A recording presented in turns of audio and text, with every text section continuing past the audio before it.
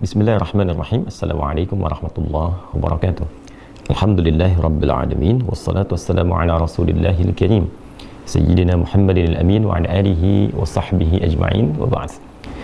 Bismillahirrahmanirrahim.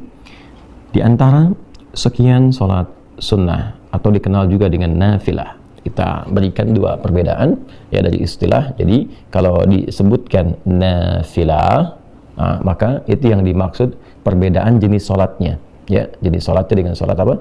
Fardu. Jadi ada yang diwajibkan, yang 5 waktu itu 17 rakaat ya. Ada yang tambahan dari yang pokok itu, tambahan dari yang wajib. Nah, tambahan dari yang pokok, dari yang wajib itu disebutnya dalam Al-Quran dengan nafilah ya, sesuatu yang diikutkan pada yang pokok, yang kalaupun tidak ada sesuatu itu, yang pokok tetap utuh ya, tapi ini akan berpengaruh pada keindahan, kebaikan, kesempurnaan. Kita ambil contoh misalnya dalam bahasa Arab, kalau teman-teman misalnya lihat kerbau, sapi dan seterusnya gitu ya, nah itu punya ekor kan ya, ada ekornya ya.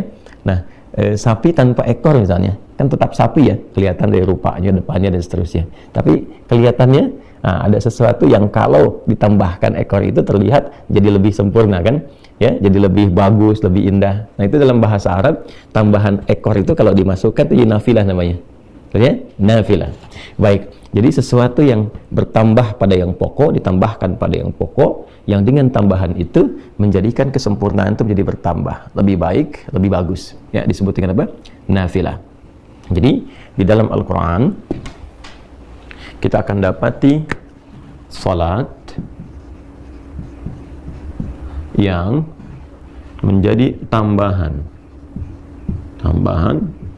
pada yang pokok ya. Yang pokok ini ada yang fardu atau kita kenal dengan wajib, salat wajib.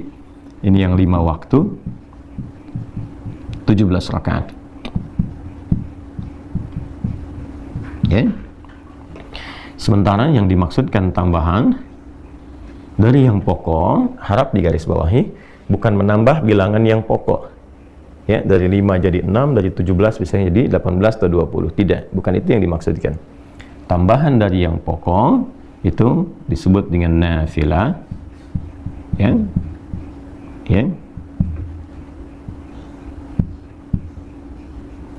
Disebut dengan nafilah, memberikan kesan secara kiasan kepada kita semua bahwa kata nafilah berarti sesuatu yang menyempurnakan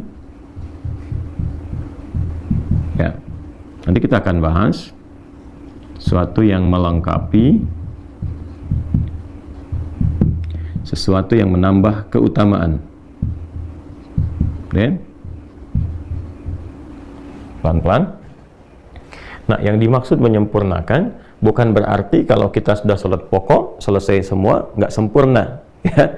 Baik, yang dimaksud di sini teman-teman sekalian adalah satu ya, nanti ada dari segi ketaatan.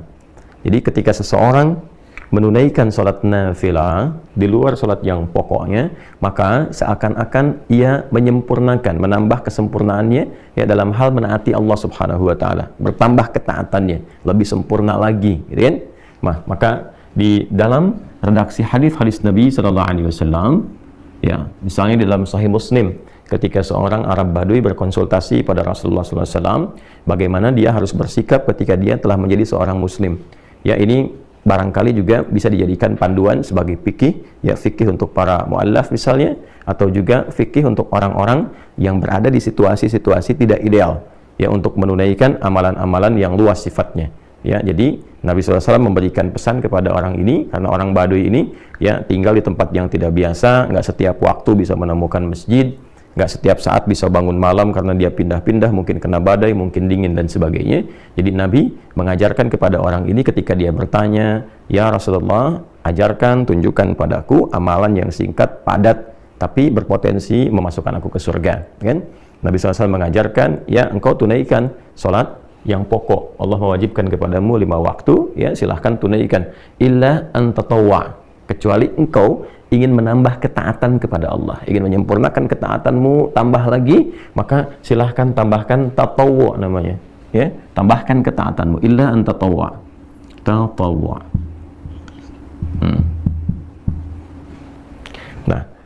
Tatawwu' ini berbentuk sifat, ya. Asalnya dari kata taat, ta'atun. Tatawwa'a ya tatawwu'an, kata dasar akarnya adalah taat, ya. Jadi ketika seorang menambah ketaatannya kepada Allah dengan menambahkan amalan-amalan di luar yang pokok, di luar yang fardu, seperti hadis tadi ketika Nabi mengatakan kalau engkau pengen tambah ketaatan, silahkan tunaikan yang sunnah-sunnah, ya. Maka dengan menambah tambahan-tambahan di luar yang pokok itu, dia sedang menyempurnakan ketaatannya kepada Allah Subhanahu wa taala. Jadi salat nafilah di luar salat pokok disebut dengan nafilah karena menyempurnakan ketaatannya kepada Allah Subhanahu wa taala. Jelas sampai sini, ya? Baik, jadi telah kita temukan dalam Al-Qur'an juga dalam hadisnya. Dalam Al-Qur'an tentang nafilah, kita langsung turunkan Quran di pokoknya surah ke-17 misalnya, Al-Isra di ayat yang ke-79. Wa minal laili fatahajjad bihi nafilatan laka. Dan di antara sebagian malam itu, jika engkau ingin bangun menunaikan ibadah, menyempurnakan ibadah ketaatanmu kepada Allah di waktu malam, silahkan tunaikan tahajud, dan itu termasuk nafilah, ya kan? Ketika disebutkan nafilah, menyempurnakan amalan pokokmu, menyempurnakan ketaatan, maksudnya ya menambah ketaatan pada Allah Subhanahu wa taala. Yang kedua, melengkapi. Apa yang dimaksud dengan melengkapi di sini? Ya, yang dimaksud bukan melengkapi jumlah bilangan rakaatnya, kan?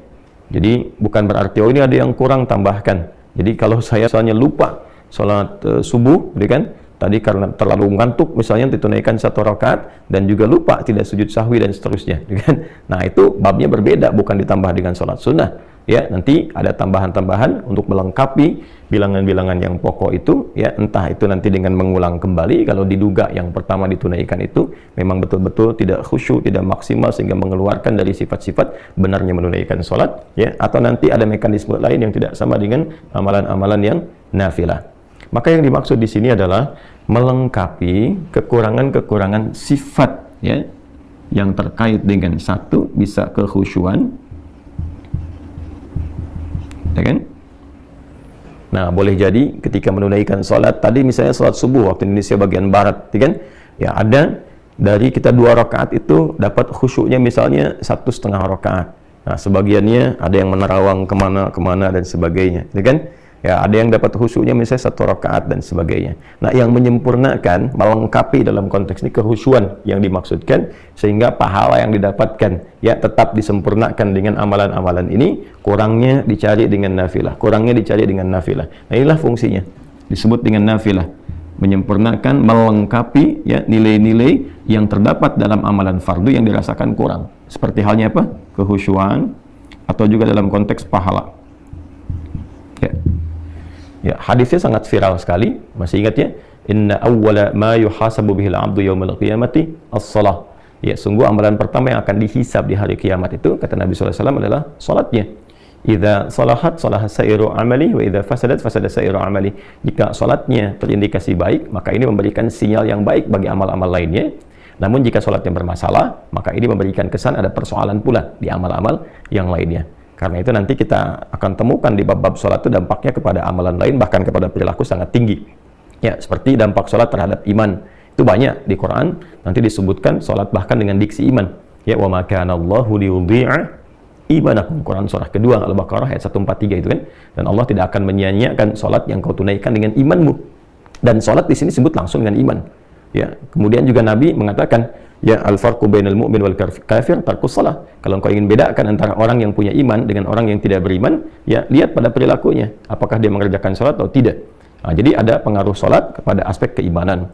Ya, nanti ada pengaruh salat pada perilaku. Quran surah ke-29 ayat 45 itu ya, innas salata tanha 'anil fahsya wal munkar. Jadi kalau seseorang itu benar menunaikan salatnya, bagus dia, maka akan terlihat dampak perilaku pada kehidupannya. Orang salat lebih baik perilakunya, lebih tertata, dia beraktivitas, lebih bisa menjaga bagian tubuh dia dari ujung kepala sampai ujung kaki. Intinya dia banyak berbuat kebaikan. Sehingga dari kebaikan ini dia bisa mengatur amal-amal turunan yang lainnya. Udah pasti tuh kalau sholatnya benar, dia pasti bercita-cita pengen haji, pengen umrah, dia pasti ingin berzakat, kan? Dia pasti ingin dekat dengan Al-Quran. Jadi modal pertamanya sholat. Itulah sebabnya kenapa anak-anak di usia 7 sampai 10 tahun pendidikan dasarnya sholat. Ya, bukan manasik ya.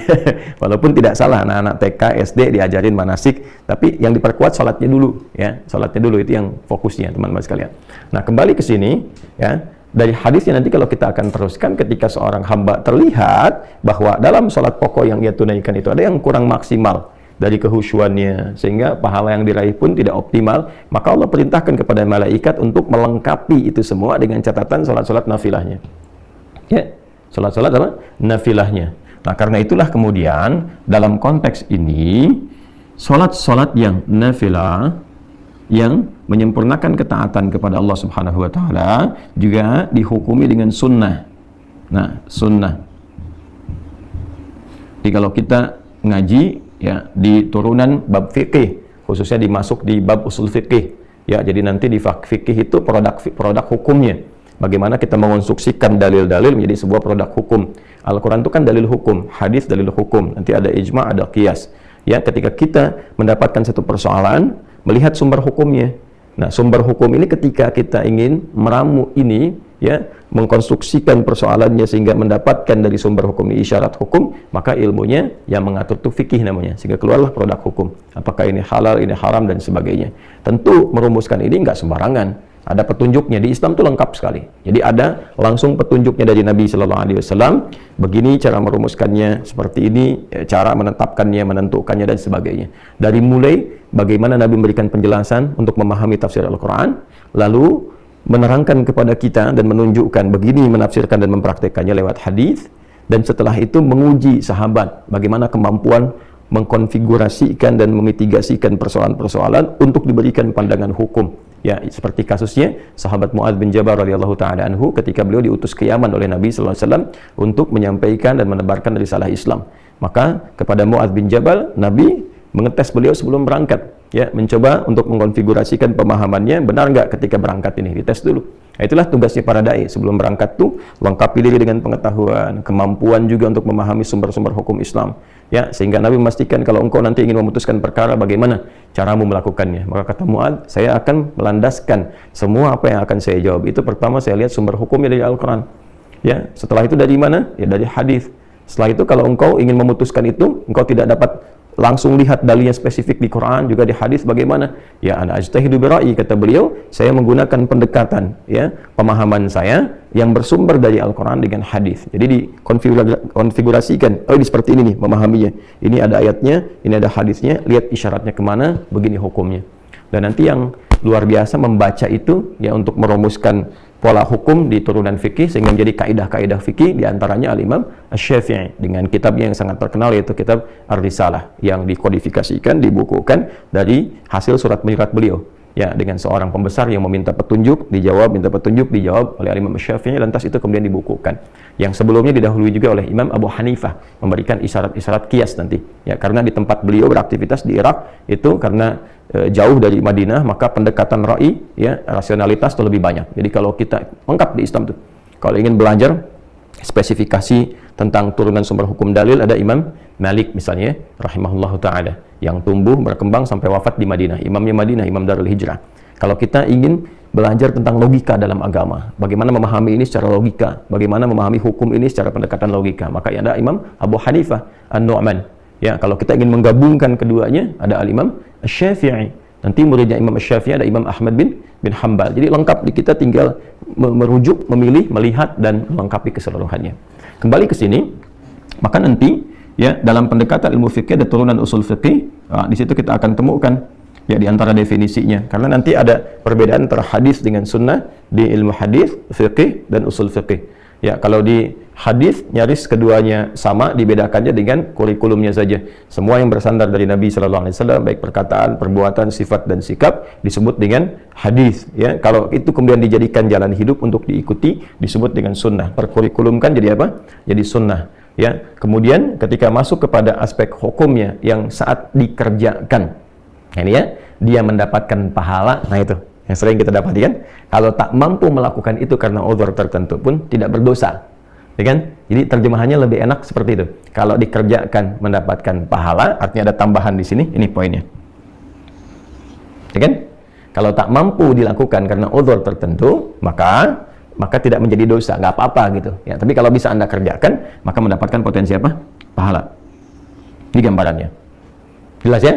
Nah, teman-teman sekalian, nanti kalau kita ngajinya masuk ke kaidah fikih, misalnya di fikihnya, ya maka kita akan temukan sunnah itu nanti bersandingnya dengan apa? Dengan turunan hukum di antara 5 hukum itu. Ya, jadi mulai pertengahan nanti ada ibahah, ya satu yang kebolehan, nanti ketika boleh disebut dengan mubah, geser ke kanan jadi sunnah. Penekanannya ke kanannya lagi jadi wajib, ke kiri jadi makruh, kiri lagi jadi haram. Jadi kalau kita jemari kita ini 5, ya Allah ciptakan, ya pada umumnya kita dapati 5, ini juga jadi standar pengetahuan hukum kalau kita ngaji di fikih. Ya. Balik ke sini. Nah ini nanti akan diperintahkan oleh Allah kepada malaikat untuk melengkapi pahala-pahala ini. Karena itu disebut dengan sunnah. Ya. Kemudian teman-teman sekalian juga di setiap amalan nafilah ini ada keutamaannya. Yang tentunya berbeda dengan keutamaan salat apa? Fardu. Ya, dari subuh sampai dengan isya tentu utama. Ya, seperti yang pernah kita bahas sebelum-sebelumnya, memberikan ketenangan kepada jiwa, mempercepat pengabulan doa, kan? Merubah perilaku jadi lebih baik. Itu amalan-amalan salat fardu. Jadi salatnya 5 waktu, keutamaannya yang pokok juga 5. Pernah kita uraikan, silakan rujuk kembali. Nah, sedangkan yang ini salat-salat nafilah yang dihukumi sunnah. Ya, dihukumi apa? Sunnah. Nanti kita akan kaitkan kenapa lebih banyak disebutkan sunnahnya, viral namanya dibandingkan dengan nafilah, karena ada aspek yang ini. Yang ketiga ini keutamaan. Ternyata di setiap salat nafilah itu akan ditemukan keutamaan-keutamaan yang bahkan boleh jadi nggak didapati dalam salat fardu. Ya, nanti kita lihat ragamnya. Misal, sering kita dapati salat yang rawatib, yang tersusun, ya bersanding dengan salat-salat fardu. Misal 2 rakaat sebelum subuh tadi kan, kemudian 4 rakaat sebelum zuhur. Kalau tak mampu 4 jadi 2, hadisnya Ibnu Umar radhiyallahu taala anhuma. 2 rakaat setelah zuhur, kan? 2 rakaat setelah maghrib, 2 rakaat setelah isya, kan? Nanti ada yang rawatib itu yang 12 ya. Nah, itu di antara keutamanya apa? Memberikan kelengkapan kepada salat fardu dari segi kehusyuan, segi pahala. Nanti ada salat mutlak. Ya, ada yang waktunya dekat dengan salat fardu, ada yang terpisah jauh. Seperti yang dekat-dekat itu misalnya 4 rakaat sebelum asar. Hadisnya Ibnu Umar radhiyallahu taala anhuma, rahimallahu imra'an shalla qabla al-'asri arba'an. Allah merahmati seorang hamba yang salat 4 rakaat sebelum asar. Nanti ada yang agak mendekat lagi misalnya tapi ada jeda seperti salat syuruk, ya kan? Nah, yang hadisnya sangat viral sekali. Nanti kita akan masuk ke situ juga, ya. Man shallal ghadata fil jama'ati, siapa yang menunaikan salat fardu subuh dengan berjamaah. Nanti tafsirnya kita akan bahas kemudian apakah di masjid atau cukup berjamaah, ya. Kemudian tsumma yaqudu yadhkurullah, kemudian dia duduk berzikir kepada Allah Subhanahu wa taala sampai tiba awal duha, yaitu syuruk. Ya, kemudian dia tsumma yusalli rak'atain, dia salat 2 rakaat. Fa kana 'alaihi ka ajri hajjin wa umratin, maka seakan-akan dia mendapatkan pahala senilai haji dan umrah. Kata Nabi, sempurna, sempurna, ya. Nah, ini diantaranya. Kemudian nanti masuk ke duha, pertengahan duha, akhir duha, sampai juga nanti ada tahajud di malam harinya, ya, atau juga secara umum ada qiyamul lail. Nah, itu setiap bagian sholat punya keutamaannya sendiri. Apa fadilahnya salat syuruk? Apa pertengahan duha? Apa akhir duha? Apa keutamaan tahajud dan seterusnya? Nah, jadi di setiap amalan-amalan kenapa disebut dengan nafilah, ya, memberikan kesan bahwa ada sesuatu di dalam yang menyempurnakan, ada sesuatu yang dalam yang melengkapi, ada keutamaan yang boleh jadi nggak diraih di dalam sholat fardu karena urusan-urusan tertentu, ya, tambahan-tambahan tertentu. Baik, nah, bukan berarti wah kalau begini saja berarti untuk apa mengerjakan yang fardu kalau nggak dapat ini. Tidak, cara berpikirnya bukan demikian. Nanti kita belajar apa keutamaan ini gitu, ya, karena kalau yang ini yang pokok itu mengikat semua hal yang secara umum itu dirasakan, dibutuhkan, dan mendorong manusia untuk beraktivitas. Jadi ini standar manusia kalau yang ini. Manusia butuh ini. Tapi kalau yang ini, nanti ada pilihan-pilihan. Ya, boleh jadi si fulan aktivitasnya di A, nanti yang cocok sholatnya ini. Si fulan ada di B, nanti yang sesuai sholatnya ini. Itu maksudnya. Nanti kita akan dapati. Ya. Nah, karena psikologi manusia, umumnya, kalau ingin mengerjakan sesuatu, butuh motivasi. Yang dia dapatkan apa? Jarang, motivasinya ketaatan jarang. Kecuali punya tingkat keimanan yang sangat tinggi. Ya, biasanya motivasi manusia pada umumnya kalau saya kerjakan ini dapat apa? Kan? Kalau saya bisa melakukan ini, apa yang bisa diraih? Nah, karena itu bab salat nafilah, jamaknya disebut dengan nawafil, nafilah. Jamaknya disebut dengan nawafil. Itu lebih banyak diviralkan, dipopulerkan dengan istilah yang sunnah. Ya. Salat-salat sunnah. Selain menunjuk kepada hukumnya, baik kan, yang tidak sama dengan fardu, juga menekankan dari sisi keutamaannya.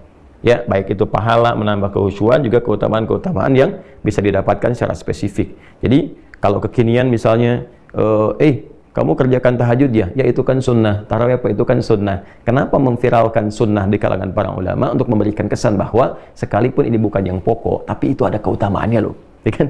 Ada pahala yang luar biasa loh. Untuk memotivasi kita. Jadi ketika disebutkan sholat sunnah, yang muncul pertama kali itu digambarkan tuh, jangan gambaran begini, ya. Cuma sunnah nggak apa-apa, nggak ngerjain juga, bukan. Ya, karena definisi sunnah itu bukan ke situ. Ya, ketika kita bawa ke dalam nuansa ibadah, ke fikih, ada pahala di situ.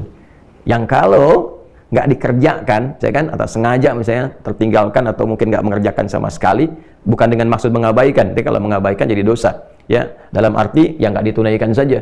Ya sayang ada sesuatu yang hilang, sementara itu bisa dilakukan. Itulah sebabnya kenapa diviralkannya ya kalimat sunnahnya dibandingkan dengan apa? Dibandingkan dengan nafilah dan turunan lainnya. Jadi kalau disebutkan namanya nafilah, ini jamaknya nawafil, hukumnya apa? Sunnah. Sifatnya tatawwu'. Jadi kalau menemukan bab-bab dalam fikih ngaji babun nawafil, itu sama dengan sunnah. Kalau ada dalam hadis istilah tatawwu' itu sama dengan apa? Sunnah. Jelas ya? Nah, di antara salat-salat nafilah yang berhukum sunnah yang sangat ditekankan dalam Al-Quran karena memiliki sifat-sifat yang tinggi dari 3 hal yang diuraikan ini terkait dengan makna nafilah adalah salat malam spesifik tahajud. Ya. Nah, ya. Jadi pendekatan pembelajaran kita di Mira itu lebih menekankan pada pendekatan pemahaman. Ya, silakan kita boleh menghafal, bagus ya, menghafal itu, tapi saya menginginkan hafalan yang dipahami. Ya, bukan hafalan yang sekedar diingat ya, tapi rapuh dalam pemahaman. Makanya kita mulai dari dasar dulu sehingga kita paham ketika menunaikan tahajud itu, oh, berarti dia ada pahalanya. Oh, berarti ada kesempurnaan, sesuatu yang istimewa di dalamnya. Oh, ada sesuatu keutamaan yang nggak didapatkan dalam salat-salat yang lain. Baik ya?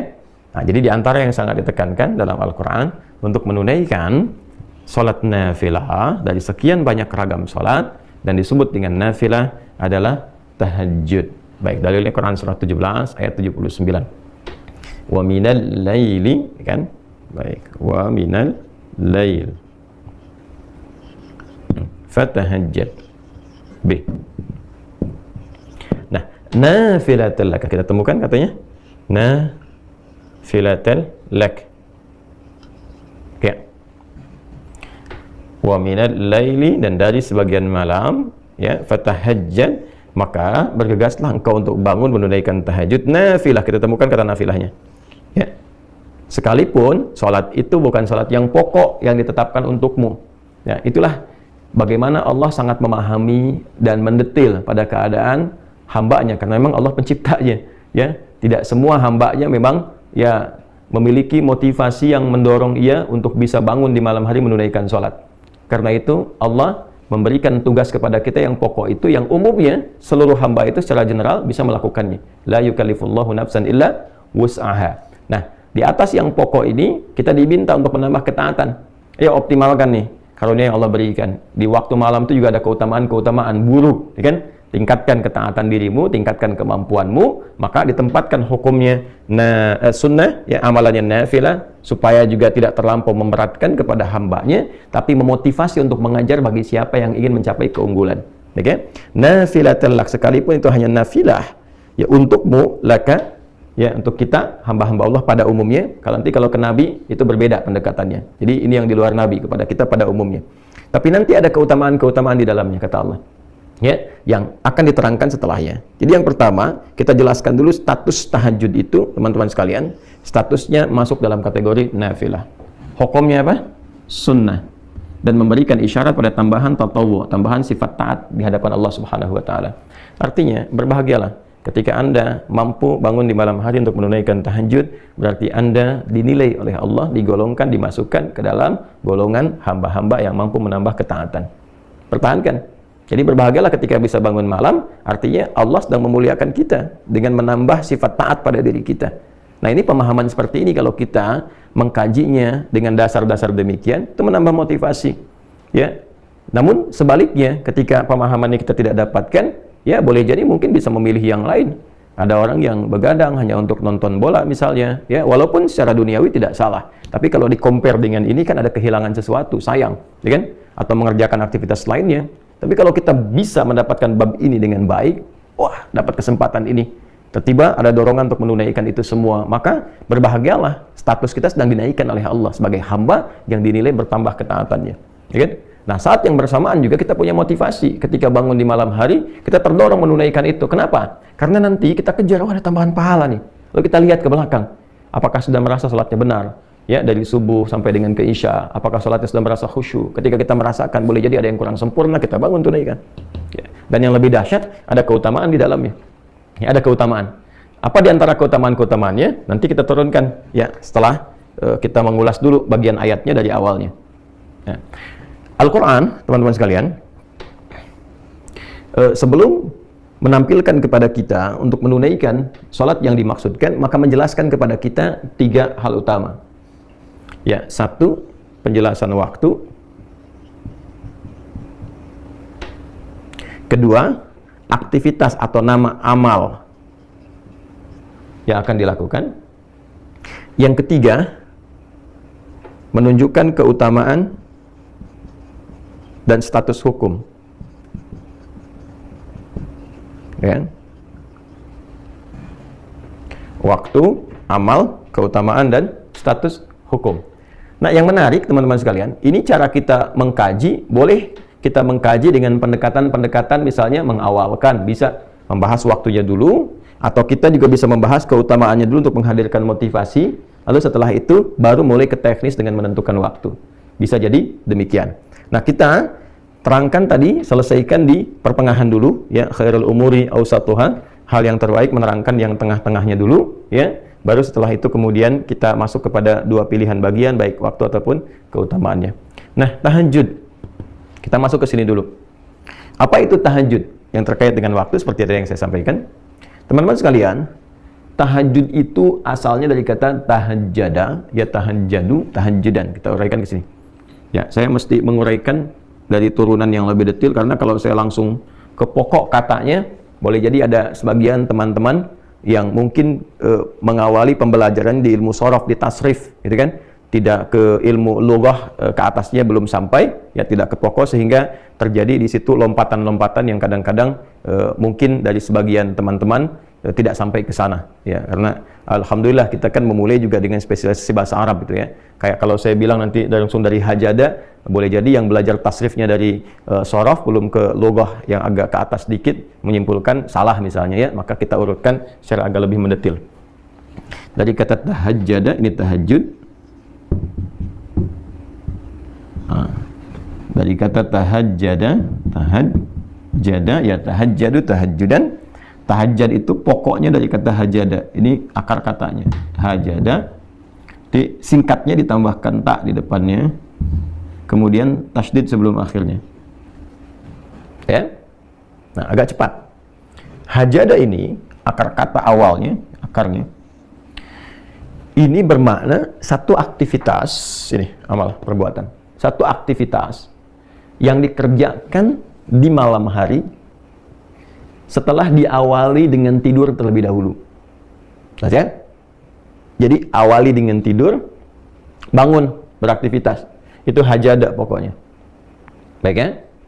Nah, kalau kita ingin tambahkan ini dalam bentuk kesungguhan, serius pengen bangun nih di malam hari untuk beraktivitas, kan? Maka tambahkan tak di depannya. Ini fungsinya nih. Ya, secara bahasa. Lalu kalau ingin mengisyaratkan bahwa aktivitas itu nggak mudah dilakukan. Nggak semua orang bahkan yang ketika bangun langsung bisa mengerjakan aktivitas itu. Ya kan? Ya, pengen ngerjainnya jam 2:30, bangunnya 2:30. Berusaha, udah bisa bangun tuh. Ya kan? Tapi tiba-tiba kemudian dia duduk dulu, tahan ngantuk, begitu sadar jam 5. Ya kan? Bisa terjadi demikian, ya. Nah, maka untuk memberikan kesan kesungguhan, dan itu tidak mudah, butuh motivasi 2 kali lipat, double. Sesuatu yang double itu yang menunjukkan kesan mesti tambah, ya, untuk berlipat, itu tasydid disebutnya dalam bahasa Arab. Jadi asalnya menyatukan 2 harakat, yang satunya itu mati, yang satu hidup, ya. Misalnya ini ada hamzah a, ini waw pertama mati, kedua hidup, awal. Maka untuk bisa mempersingkat ini, dijadikan satu huruf tambahkan tasydid, maka double, menyatukan dua menjadi satu. Yang satu sukun, yang kedua apa? Berharakat.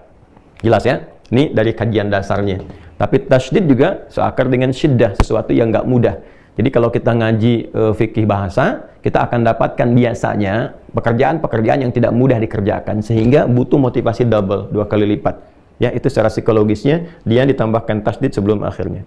Maka berubahlah dari kata hajada menjadi tahajjada, memberikan kesan bahwa kesungguhan, keseriusan untuk mengerjakan aktivitas di malam hari setelah tidur terlebih dahulu, walaupun itu tidak mudah dilakukan, tapi dia menumbuhkan motivasi berkali lipat untuk mewujudkan itu.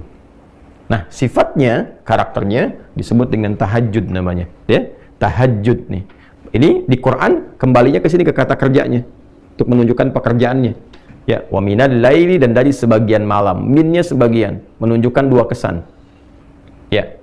Kesan pertama, nggak harus semalam suntuk penuh untuk menunaikan ibadah ini. Ya, cukup sebagiannya lah yang Anda pandang Anda bisa mengerjakan itu secara ideal, sesuai dengan kelapangan Anda. Ya, misalnya kalau Bang Ada Isya istirahat, sekarang jam 8, misalnya istirahat jam 9, ya, bangun di pertengahan malamnya, dengan memberikan kesan bahwa ya saya bisa bangun jam 1 misalnya, silahkan kerjakan. Jam 2 misalnya, silahkan. Ya, atau awal-awal dekatkan ke subuh misalnya, kalau subuhnya 4.35 misalnya, ya Anda bisa tunaikan jam 4 misalnya atau 4:4, sehingga ketika selesai dekat ke subuh dan tidak terlampau ngantuk untuk mengerjakan sholat subuh, karena di awal-awal. Ya, ini kesan min yang didapatkan teman-teman sekalian. Ya, wa minal laili, dan dari sebagian malam, gak harus semua di waktu malam kemudian Anda gunakan untuk mengerjakan itu. Ya, jadi ini kesannya. Nah, yang paling menarik adalah supaya kita nggak terlampau lompat, kembali ke sini. Fa. Jadi kalau ada fa itu memberikan kesan bahwa ini sesuatu yang penting, sehingga cepat dieksekusi, tidak ditunggu-tunggu, tidak dilama-lama. Ya, jadi kalau sudah bangun, teman-teman sekalian, di malam hari itu siapkan diri dengan baik. Misalnya pengen bangun jam 3:30, pasang alarm dulu kan, 3 kali ya, seperti biasa, 2:30, jam 3, jam 3:04. Alarm pertama matikan, alarm kedua siap-siap, yang ketiga sudah ya ready lah ya untuk persiapan itu. Maka kalau sudah siap itu pakai fa, cepat segera tunaikan, jangan pakai jeda gitu, langsung eksekusi. Kemudian ta, ya serius dah, maka cepatlah bersungguh-sungguh kan untuk menunaikan sholat, ya kan, bangun tunaikan sholat, sekalipun tidak mudah kerjakan, tumbuhkan motivasimu 2 kali lipat lebih dari yang biasa untuk mengerjakan itu. Itu cara memahaminya. Ya, dan dari sebagian malam, gak harus sepenuh malam kau kerjakan itu, ya kan? Silahkan, cepatlah engkau bisa bangun, walaupun itu tak mudah untuk kau kerjakan, cepat kejar dengan serius, ya kan? Tambahkan motivasimu 2 kali lipat dari sebelumnya, tunaikan sholat, ya, yang didahului dengan tidur terlebih dahulu. Ya, jadi ini syarat kedua dari min ini, ya, dari min ini gunakan waktunya untuk istirahat dulu. Ya, jadi bukan begadang malamnya tunaikan, tidak. Nanti itu perbedaannya dengan qiyamul lail. Kalau qiyamul lail nanti itu lebih umum sifatnya. Termasuk di dalamnya nanti sholat-sholat yang sifatnya bisa ditunaikan sebelum tidur. Ya, misalnya Anda mau kerjakan 4 rakaat sebelum tidur, karena diduga malamnya nggak bisa bangun misalnya kan, maka setelah sholat isya, sholat sunnah 2 rakaat rawatibnya, ya Anda misalnya sholat 2 rakaat atau 4 rakaat tutup dengan witir sebelum tidur.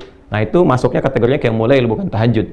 Ya, qiyamul lail bukan tahajud. Itu perbedaan qiyamul lail dengan tahajud. Jadi kalau qiyamul lail itu sifatnya lebih umum.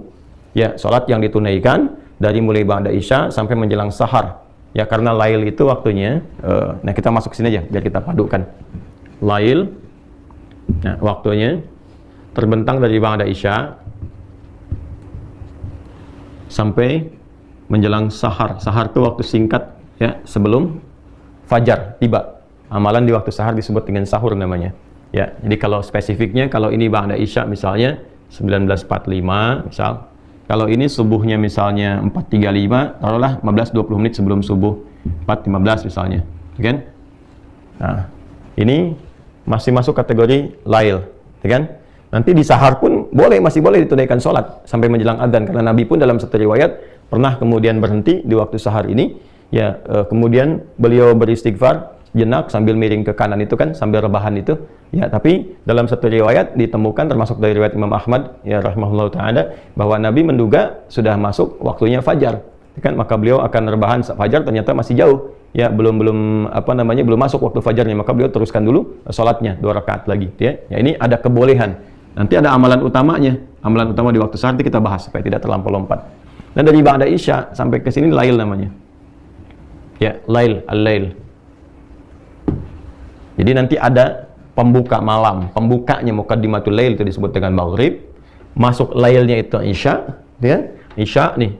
Jadi ini dari mulai awal-awal sampai ke pertengahan, tengah malam, ya, sampai nanti ke penghujungnya sampai sepertiga malam, sampai masuk ke sahar. Ya. Jadi kalau kita mau petakan tinggal dibagi saja. Misalnya di sini dari mulai sepertiga akhir sampai ke ujungnya misalnya dari jam 1.30 misalnya, terus sampai dengan jam ke-4.15. Ya. Nanti kalau sudah masuk ke teknis kita bisa bahas bagaimana teknisnya kalau dikonversi ke waktu, kira-kira kebiasaan Nabi bangun jam berapa, selesai jam berapa, itu kita bisa turunkan. Ya. Baiklah teman-teman sekalian. Nah, ini dari waktunya ini kalau ada orang misalnya dia menduga karena lelahnya luar biasa aktivitas, dia duga nggak akan bisa bangun nih jam segini nih. Maka dia memilih sholat ba'da isya, sholat sunnah 2 rakaat untuk rawatibnya, lalu dia sholat sebelum tidur nih. Ya. Apakah dia witir misalnya, ya, yang dia tunaikan langsung 3 rakaat misalnya, 1 atau 3, atau dia sholat pendahuluan dulu 2 rakaat, ya, atau 4 rakaat, lalu dia witir misalnya 1 rakaat, ya, maka itu masuknya kategorinya sholat yang disebut dengan qiyam, ya, turunan dari kata aqama, yuqimu, diambil dari kata aqama, sifatnya disebut dengan qiyam, ya, maka yang ditunaikan di malam hari, sifatnya waktu malam, waktunya malam, maka disebut dengan qiyamul lail, ya, atau disebut juga dengan sholatul lail. Nah, biasanya kalau sudah sholatul lail spesifik nanti nama lain dari tahajud, tapi kalau qiyamul lail masih umum. Jelas ya, teman-teman sekalian ya? Jelas ya? Nah, jadi kalau kita kembali ke sini, teman-teman sekalian, kalau ada istilah qiyamul lail, qiyam itu masih umum sifatnya. Ya, dilakukannya sebelum tidur atau bahkan setelah tidur. Nanti nama dari qiyamul lail spesifik. Kalau ditunaikan ba'da tidur, ya, bilangannya genap, nah itu disebut dengan tahajud. Yang ganjilnya disebut dengan apa? Witir. Nah, spesifik nanti ada nama lain untuk menunjukkan sifat tahajud itu. Kayak untuk menunjuk nama sholatnya. Jadi kalau tahajudnya nanti, oh tahajud kan aktivitas yang dilakukan malam hari. Ya, yang didahului dengan tidur. Aktivitasnya apa nih spesifik? Jadi kalau orang cuma bangun, ya harus dia kerjakan apa saja kan secara bahasa tahajud aja. Maka nanti oleh Nabi disebut dengan sholat. Ya, namanya bukan sekedar aktivitas, tapi yang ditafsirkan di sini sholat. Ya, dari mana taunya? Ada kaitan dengan ayat sebelumnya, ayat 78. Aqimis sholata.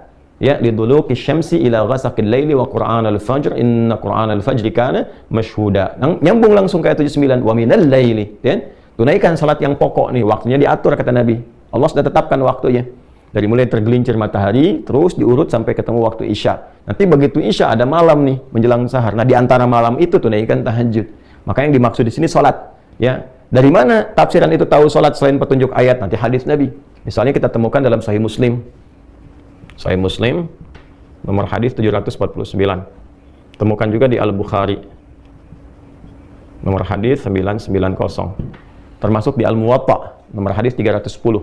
Muwatta Imam Malik tuh, ya. Rawinya siapa? Kalau misalnya nanti ada beda cetakan, beda nomor, temukan rawinya nanti dari Ibnu Umar radhiyallahu taala anhuma. Apa bunyi hadisnya? Ya, hadatsana qala Rasulullah sallallahu alaihi wasallam, salatul laili mathna mathna fa idza khasya ahadukumul fajra falyutir rak'atan wahidah. Salatul laili, kalau engkau bangun salat malam, ini nih yang dimaksud tahajud. Maka teknisnya nanti Nabi ada yang tunjukkan 2 rakaat, di hadis itu ada yang tunjukkan nanti 4 rakaat, kemudian ujungnya 3. Nanti kita akan lihat secara teknis setelah masuk ke teknisnya, ya. Jadi kalau ada istilah tahajud yang dimaksud salat.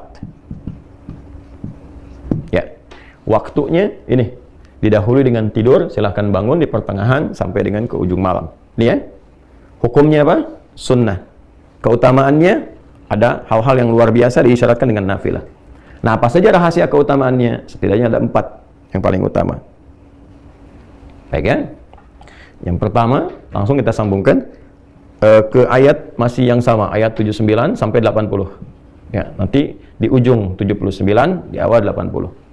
Nafilatan laka asa ay yab'atsaka rabbuka maqaman mahmuda. Satu, tahajud itu diantara keutamaannya, ini rahasianya nih, rahasianya.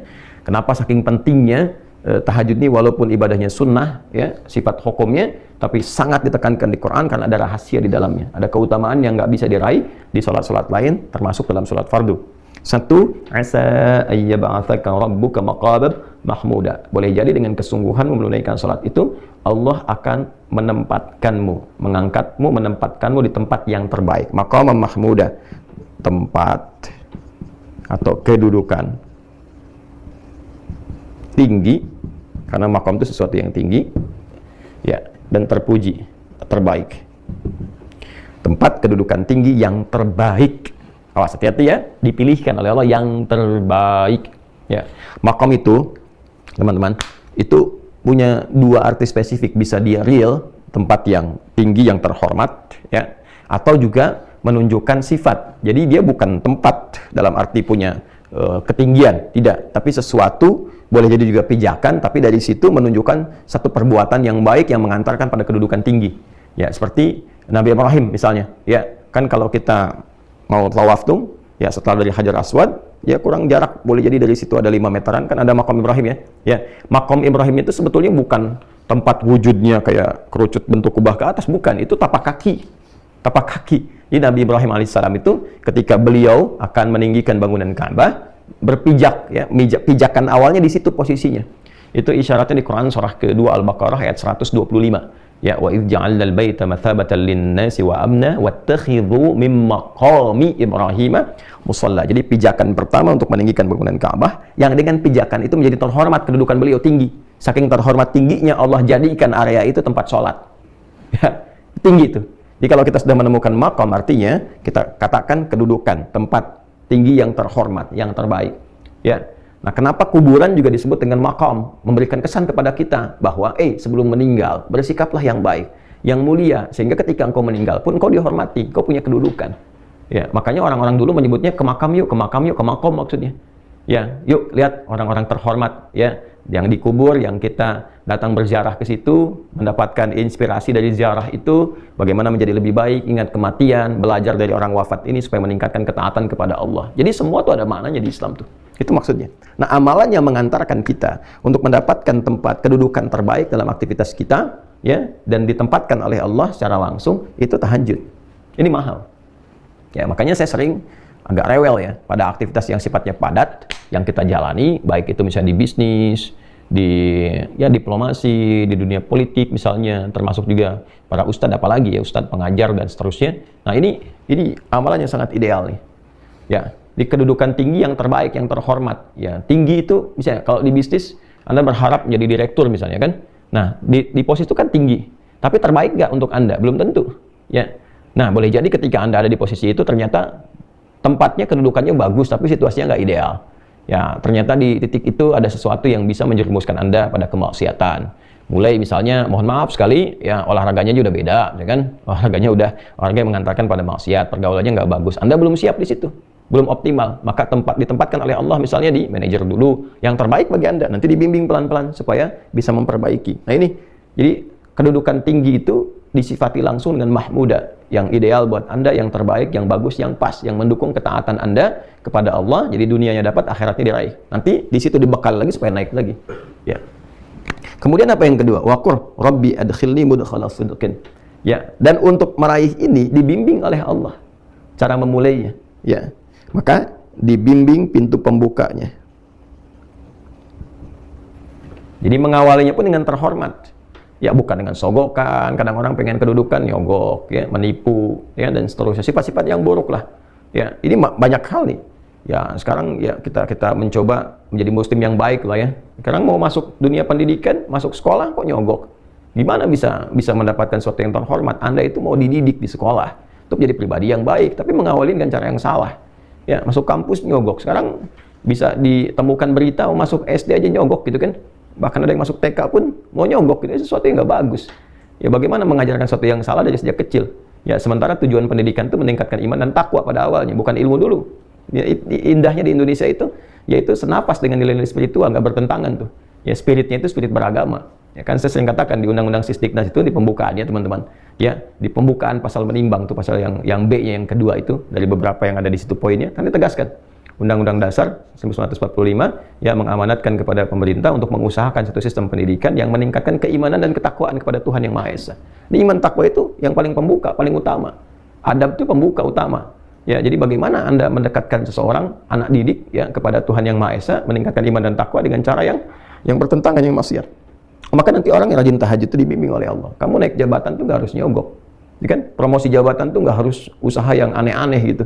Ya, dan Allah menggerakkan hati-hati orang-orang itu untuk melihat ini orang yang paling ideal, orang yang paling tepat, orang paling lurus, paling bagus, langsung naik dibimbing oleh Allah. Jadikan hati-hati orang yang walaupun dia kelihatan misalnya ya perilakunya nggak ideal, ya tapi Allah lembutkan hati untuk memilih dia nanti tuh, ya dibimbing. Dan kalaupun ada kesulitan yang ketiga dalam menjalani itu ada tantangan. Kadang kan di posisi tinggi itu, apalagi makom, posisi tinggi pasti persaingannya lebih ketat. Ya, jadi kalau ya seringkali kan diilustrasikan dalam kehidupan itu kalau jabatan paling tinggi seperti pohon kan, semakin naik, semakin tinggi anginnya makin kencang kan, persaingannya ketat dan sebagainya. Jadi kadang-kadang memerlukan jalan keluar, solusi. Wa akhrijni mukhrajas sidqin, maka Allah pun memberikan solusi. Pembukanya sudah baik, kalaupun ada persoalan, ya jalan keluarnya, solusinya pun solusi terbaik, dibimbing oleh Allah. Ya apalagi situasi saat ini misalnya, ya yang orang di dunia sampaikan ada peluang resesi dari segi ekonomi, dinamika politik yang kuat secara global begini berpengaruh. Orang-orang yang dekat dengan Allah karena dia punya Allah.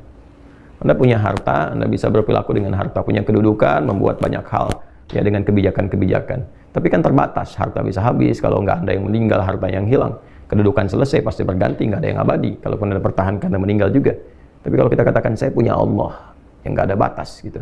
Nah ini nih, kalimat ini nih teman-teman, saya punya Allah. Nah itu harus melekat pada orang Islam. Punya Allah, itu. Dan itu, Allahu Akbar, itu sebetulnya identitas yang harus melekat pada jiwa itu. Setiap muslim itu kalau sudah punya itu, udah nggak ada batas tuh. Karena dia yakin punya Allah. Bilal itu kan dalam tanda petik ya, disiksa gitu. Ya, saya katakan dalam tanda petik karena saya itu agak sulit menemukan kata-kata yang menggambarkan bagaimana hebat dan dahsyatnya perjuangan Sayyidina Bilal bin Rabah radhiyallahu taala anhu, dan tidak layak untuk mendapatkan kalimat itu sebetulnya. Tapi sejarah kan menunjukkan bagaimana beliau diikat, kan, di atas batu yang sudah dipanaskan, di lapang yang panas, lalu dicambukkan. Tapi karena beliau itu sudah mendapatkan nikmatnya iman, ada Allah, ya, ada Allah, tuh, saya punya Allah gitu. Maka dikatakan irtad murtad kamu, kata beliau ahad.